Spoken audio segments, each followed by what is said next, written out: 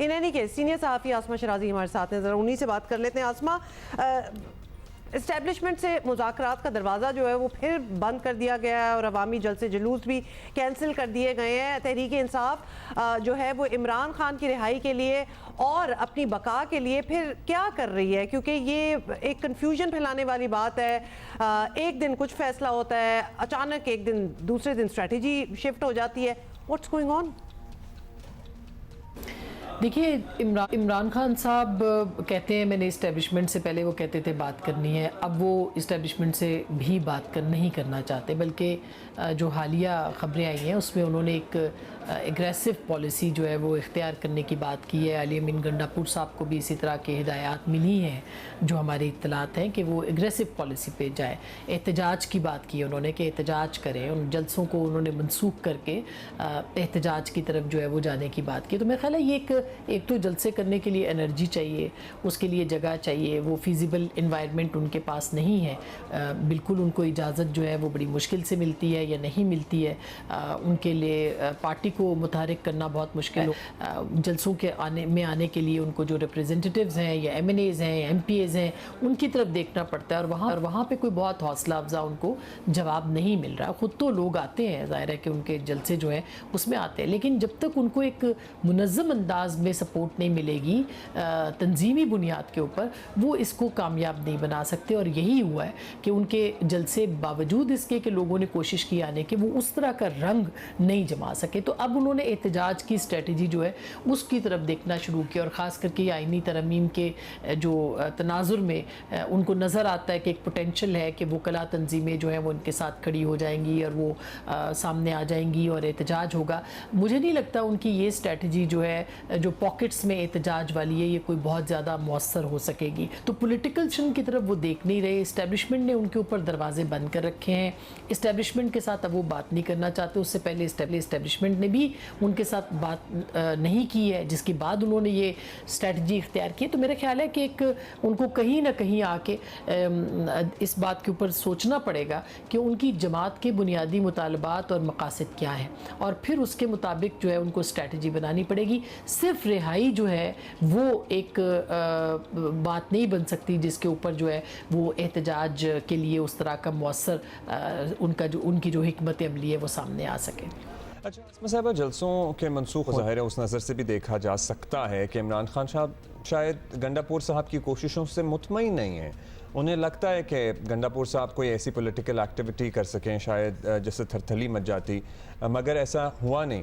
आपको कितने चांसेस लगते हैं कि because they are not able to They are not even able to gather the followers, मतलब अपने कारकुनों को वो नहीं, इसलिए इकट्ठा कर पा रहे में ही आफियत जानी।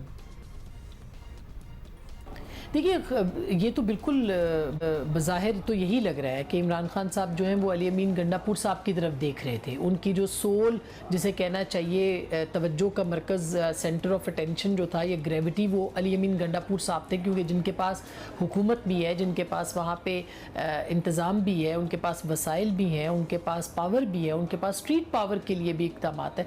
तो उनका ख्याल था कि अली अमीन गंडापुर साहब जो हैं वो हर रोज़ जो है वो लोग पेशावर से लेके निकलेंगे और जहाँ भी जलसा होगा वहाँ पे पहुँचेंगे। ये मुमकिन नहीं है, और ये मेरा ख्याल है इसमें अली अमीन गंडापुर साहब को मार्जिन देना चाहिए। अगर एक वज़ीर आला, एक सूबे का वज़ीर आला अपने आवाम को रिलीफ देने की बजाय हर रोज़ जो है वो चढ़ाई करेगा और हर रोज़ जो है वो बाकी सूबों की तरफ बढ़ेगा, तो वो लोग भी उसके साथ नहीं आएंगे। और हमने देखा है कि माजी में भी जब इमरान खान साहब तहरीक भी चला रहे थे, तब भी अगर आप देखें कि लॉन्ग मार्च हो या उनके आखिरी दिनों के जो लॉन्ग मार्चेस थे या जो उनकी गैदरिंग्स थी, जो उनके ख़ास करके जो उनका गुजरांवाला से यहाँ लॉन्ग मार्च आया था आर्मी चीफ की अपॉइंटमेंट से पहले, कोई खातिर खा उनको कामयाबी नहीं हुई थी। लोग इस बात की से थक चुके हैं, उनका वोटर और सपोर्टर इस बात से थक चुका है कि वो बार बार बाहर निकले। इस वक्त जो मुआशी हालात हैं, लोग नहीं समझते कि वो अपने घर बार छोड़ के जो है वो कुल्ली तौर पर एहतजाज की तरफ जाएंगे। तो मेरा ख्याल है